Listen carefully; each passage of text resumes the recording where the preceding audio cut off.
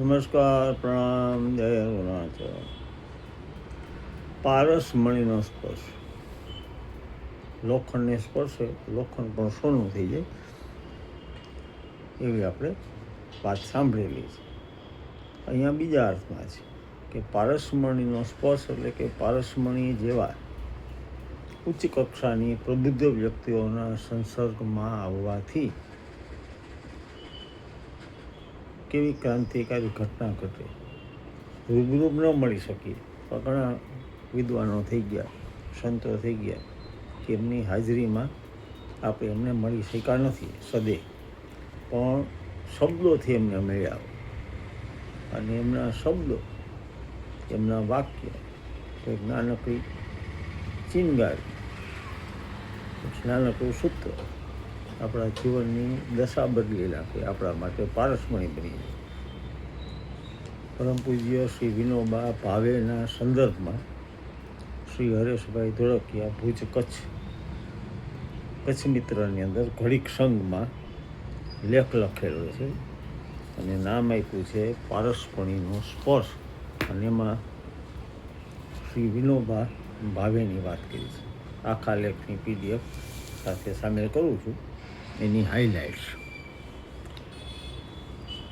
શ્રી હરેશભાઈ કહે છે કે વિનોબાનું તો વિપુલ સાહિત્ય છે, એટલું બધું લખ્યું છે, પણ કમસે કમ એમના 2 પુસ્તકો દરેકે વાંચવા. ગીતા પ્રવચનો અને બીજું છે વિચાર પોથી. ગીતા પ્રવચનો અને વિચાર પોથી. નાના નાના સૂત્રો એમના જીવનમાં જે લખ્યા છે વિનોબાજીએ, ટાંકી અને લેખકીય છે. એક સૂત્ર, સાર લો, અસાર છોડો. નાનકડું વાક્ય, અદ્ભુત. કેટલું આના વિશે ચિંતન થઈ શકે, કેટલું બોલી શકાય. સાર લો, અસાર છોડો. 4 શબ્દો, પણ એમાં જગતના બધા જ સત્યોનો સમાવેશ થઈ જાય. બીજું સૂત્ર છે, આદર દૂરથી, સેવા નજીકથી. આદર દૂરથી, સેવા નજીકથી, જ્ઞાન અંદરથી. 3 શબ્દોનું સૂત્ર, આદર દૂરથી, સેવા નજીકથી અને જ્ઞાન અંદરથી. બીજું એક સૂત્ર જેવું કે રાત્રે કૂતરું ભસ્યું ત્યારે ભલા માણસની ઊંઘ બગાડવાથી દુઃખી થયા. સવારે ખબર પડી કે કૂતરું ભસવાના કારણે ચોર નાસી ગયા અને માણસને સુખ થયું. કેટલું વિરાટ સત્ય આ 2 લીટીમાં કીધું. હમણાં હું એક સૂત્ર વિનોબાજીનું વાંચવા મળ્યું છે લેખકને, એ નોંધ્યું છે કે ભૂતકાળને યાદ કરવો એ મનનું લક્ષણ છે. ભૂતકાળને યાદ કરવો એ મનનું લક્ષણ. ભૂતકાળને ભૂલી જવું એ મનનું શિક્ષણ.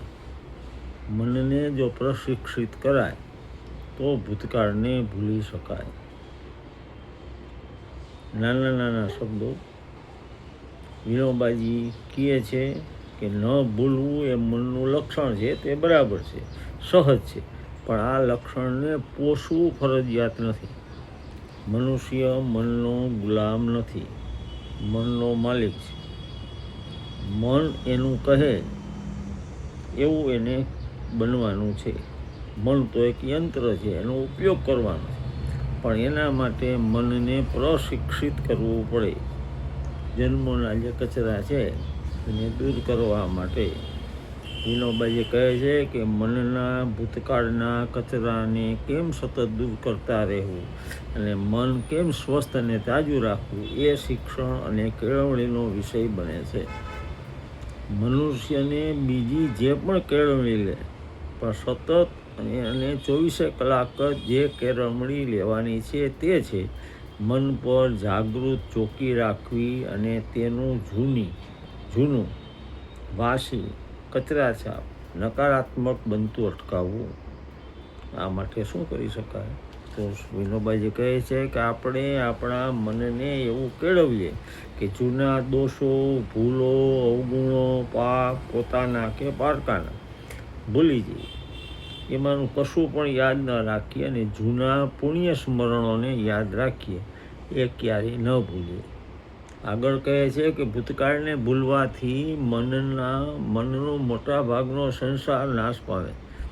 આપણા ચિત્ત પર અતીતનો બોજો રહેતો નથી. નાના નાના વાક્યો પણ કેવું બધું છે. પૂરો લેખ PDF સાથે સામેલ છે, વાંચજો. હરેશભાઈ તોરકિયાને બહુ સારા ઉત્તમ વાચક અને લેખક, આપ જાણો છો, સૌથી વધારે પુસ્તકોના રચયિતા છે અને હજી સતત 8 દાયકા પછી પણ લખતા રહીએ છે સતત. હરેશભાઈને અભિનંદન. આપ પણ આ લેખને વાંચજો, વિચારજો, ચિંતન કરજો અને જેમ મેં આપને મોકલો એમ બીજાને મોકલીને ગમતાનો ગુલાલ કરજો. પ્રણામ. જય રવાસર.